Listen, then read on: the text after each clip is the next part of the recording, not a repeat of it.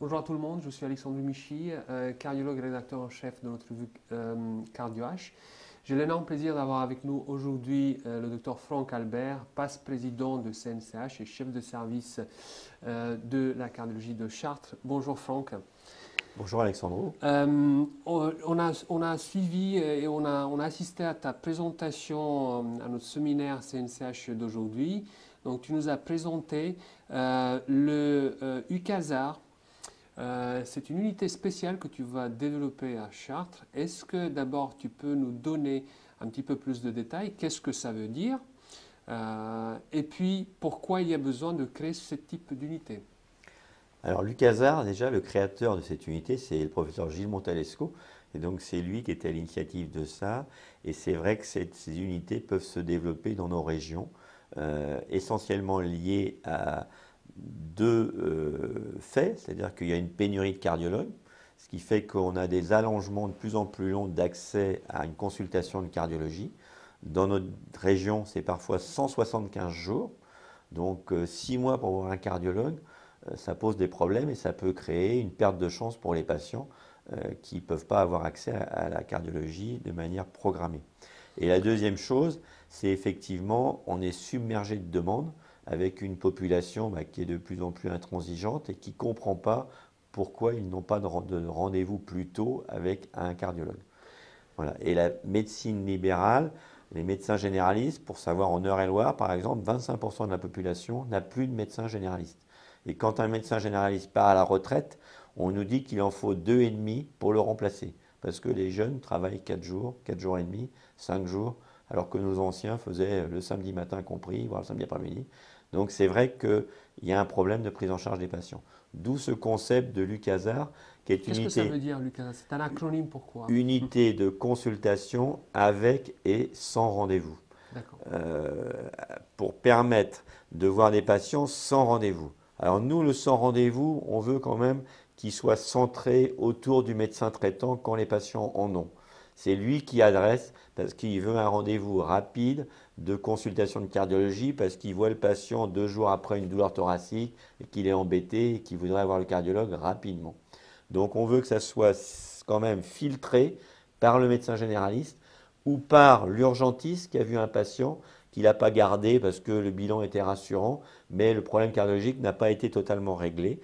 Donc ce sera des consultations post-urgence, médecin généraliste urgence ou anesthésistes notamment qui veulent un bilan cardiologique avant une chirurgie programmée pour sécuriser, on va dire, l'anesthésie générale. Ça sera probablement les 3 axes de demande. Après, il y a la population, effectivement, qui viendra d'elle-même, mais on veut éviter quand même que tous les patients viennent d'eux-mêmes à cette consultation pour faire un check-up de cardiologie. On serait rapidement débordé, donc il faut qu'il y ait un filtre autour du médecin traitant. Je te remercie. Donc, c'est une unité ambulatoire qui va recevoir les patients, soit des urgences, soit qui viennent de la part de médecins traitants, suite à cette pénurie médicale, cardiologique, pour faire un petit peu plus le tri et pour mettre un diagnostic plus précis. Est-ce que tu peux nous dire comment tu vas mettre en place la logistique qui nécessite la mise en place de cette unité et puis les ressources humaines? Alors, on a développé après le Covid tout ce qui était unité ambulatoire cardiologie interventionnelle.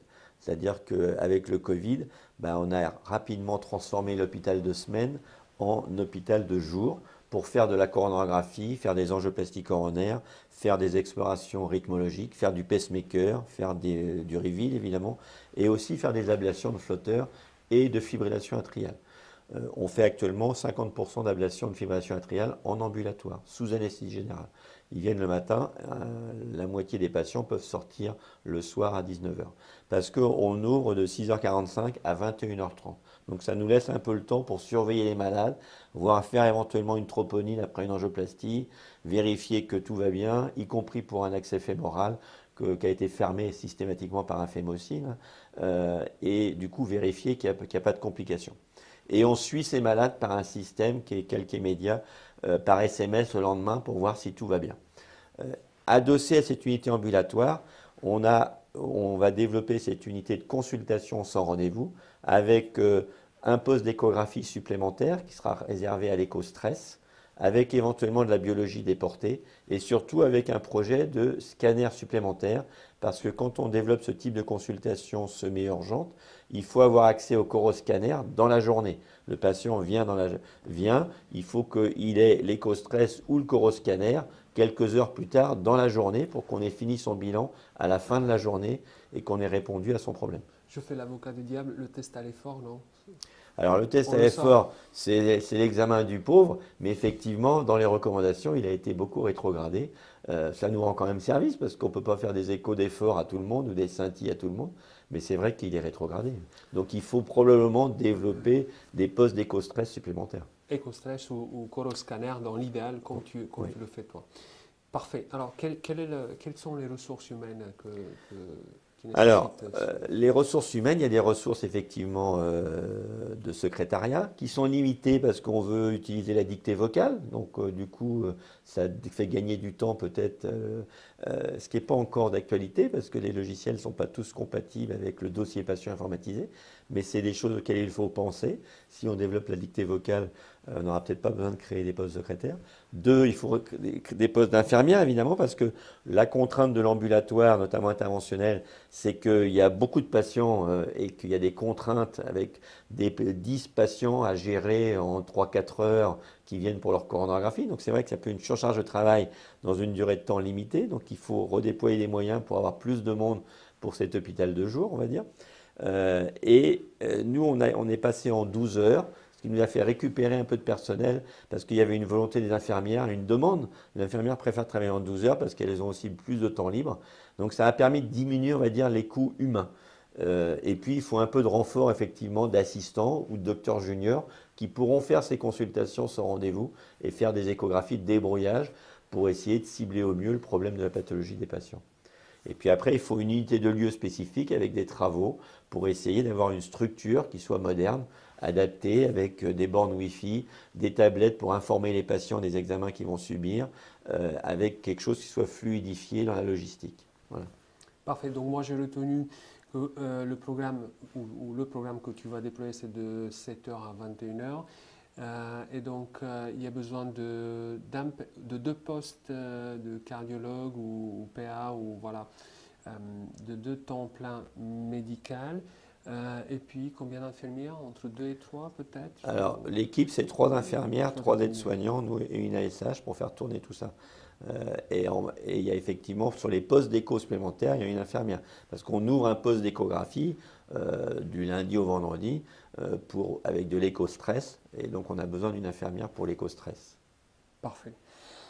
Bien. Alors, est-ce que vous allez déployer cette unité quand? Alors, on va démarrer progressivement actuellement dans des anciens locaux, mais on déménagera dans des nouveaux locaux et ça, c'est prévu fin 2024. Vous allez voir combien de salles? Alors, on aura 3 postes d'écho, 2 bureaux de consultation et une prise en charge de 21 patients possibles dans l'unité ambulatoire interventionnelle. Ils sont adossés. Voilà. D'accord. C'est-à-dire qu'un patient qui a une douleur thoracique, à qui éventuellement on a fait un coroscan et on tombe sur une sténose de l'IVA, il basculera dans l'unité ambulatoire, il pourra être coronographié et dilaté dans la journée. C'était la question que j'allais te la poser. Mais pour l'unité ambulatoire, ça veut dire qu'il y a quelqu'un 24 heures sur 24 sur l'unité ambulatoire ou non? Non. Ou il va passer dans le service Alors, éventuellement? ça, on a l'expérience depuis 2 ans, puisque actuellement on fait 80% des coronographies en ambulatoire et 70% des angioplasties en ambulatoire. Donc, et les rythmologues, c'est plutôt 50%. Voilà. C'est-à-dire que globalement, on a tous les jours, sur 21 patients, on a à peu près 6-7 replis maximum qui basculent dans une unité traditionnelle parce qu'ils doivent rester une nuit supplémentaire, enfin une nuit à l'hôpital. Donc on anticipe tous les matins le fait que sur un programme de 20 malades, il va y en avoir 6 qui vont rester. Voilà. Parce qu'il y a des pacemakers, il y a des ablations de FA, il peut y avoir des angioplasties un peu plus complexes, etc. Donc on aura des lits de repli. Il faut anticiper les lits de repli. Voilà. Mais l'unité ambulatoire, elle ferme de toute façon à 21h30. D'accord. Est-ce qu'il y a des messages clés à retenir de l'organisation du CASAR, Franck? Ben, je pense que j'incite beaucoup, et dans le livre blanc, on l'a mis en avant, il faut créer ce virage ambulatoire pour la cardiologie interventionnelle. On a maintenant des tarifs qui sont incitatifs, donc ça plaît au directeur et ça évite d'avoir du personnel de nuit pour l'hôpital de semaine classique, si j'ose dire. Donc c'est des choses qui sont modernes et puis il faut reconnaître qu'on a une satisfaction des patients avec le développement de la voie radiale qui arrivent le matin, qui ont eu leur choro ou leur stent dans la journée et qui rentrent chez eux le soir. Donc c'est vrai que je trouve que c'est des prises en charge modernes et qu'on peut faire maintenant de manière sécuritaire avec une qualité des soins qui est excellente. Et je pense que les délais d'accès aux soins pour la cardiologie sont tellement longs qu'on va être obligé de développer ce type de structure sans rendez-vous, avec un minimum de plateaux techniques. Et les deux premiers, c'est quand même l'échographe disponible et le coroscanner. Voilà. Merci beaucoup. Merci Alexandre. On a eu avec nous le docteur Franck Albert, passe-président du Collège national des cardiologues hospitaliers et chef de service de la cardiologie de Chartres. Merci beaucoup Franck. À bientôt.